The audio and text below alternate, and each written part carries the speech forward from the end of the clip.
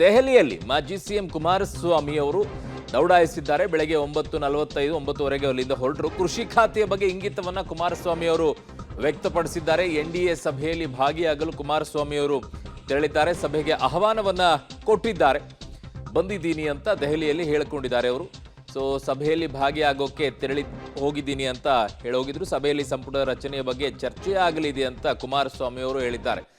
ಅವರು ಮಂಡ್ಯದಲ್ಲೂ ಕೂಡ ಚುನಾವಣೆಯನ್ನ ಮಾಡುವಂತ ಸಂದರ್ಭದಲ್ಲೂ ಹೇಳ್ತಾ ಇದ್ದಿದ್ದು, ಅಲ್ಲಿ ದೊಡ್ಡ ಮಟ್ಟದಲ್ಲಿ ಚರ್ಚೆ ಆಗ್ತಾ ಇದ್ದಿದ್ದು ಕುಮಾರಸ್ವಾಮಿ ಅವರು ಮುಂದೆ ಕೃಷಿ ಮಂತ್ರಿ ಆಗ್ತಾರೆ, ಮಂತ್ರಿ ಆಗೋದು ಗ್ಯಾರಂಟಿ ಅಂತ.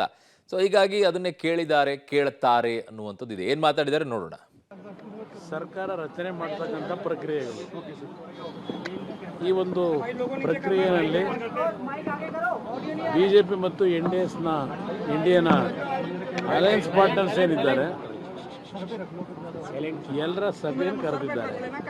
ಸಭೆಯಲ್ಲಿ ಮುಂದಿನ ಒಂದು ಹೊಸ ಸರ್ಕಾರದ ರಚನೆಯ ಬಗ್ಗೆ ನರೇಂದ್ರ ಮೋದಿಯವರ ನಾಯಕತ್ವದಲ್ಲಿ 3ನೇ ಬಾರಿ ಸರ್ಕಾರ ರಚನೆ ಆಗ್ತಕ್ಕಂಥ ಒಂದು ಪ್ರಮುಖವಾದ ನಿರ್ಧಾರಗಳು ಆಗಬಹುದು ಅನ್ನೋದು ನನ್ನ ಅಭಿಪ್ರಾಯ.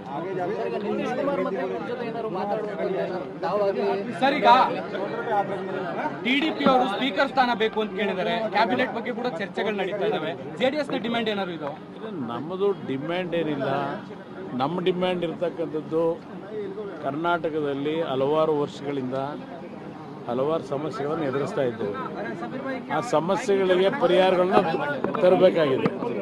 ಆ ನಿಟ್ಟಿನಲ್ಲಿ ನಮ್ಮ ಮೊದಲನೇ ಆದ್ಯತೆ ರಾಜ್ಯದ ಹಲವಾರು ಸಮಸ್ಯೆಗಳಿಗೆ ಪರಿಹಾರವನ್ನು ಕೇಂದ್ರ ಸರ್ಕಾರದಿಂದ ಪಡೆಯಬೇಕು.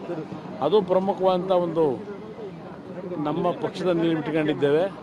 ಮುಂದಿನ ಪ್ರಕ್ರಿಯೆಗಳು ಮುಂದೆ ಅಲ್ಲಿ ಯಾವ ರೀತಿಯಲ್ಲಿ ಕರ್ನಾಟಕ ರಾಜ್ಯಕ್ಕೆ ರೆಪ್ರೆಸೆಂಟೇಷನ್ಗಳನ್ನು ಕೊಡಬೇಕು ಅನ್ನೋದು ಇವತ್ತು ಕೇಂದ್ರದಲ್ಲಿ ನರೇಂದ್ರ ಮೋದಿಯವರ ನಾಯಕರು ಅವರು ತೀರ್ಮಾನ ಮಾಡ್ತಾರೆ.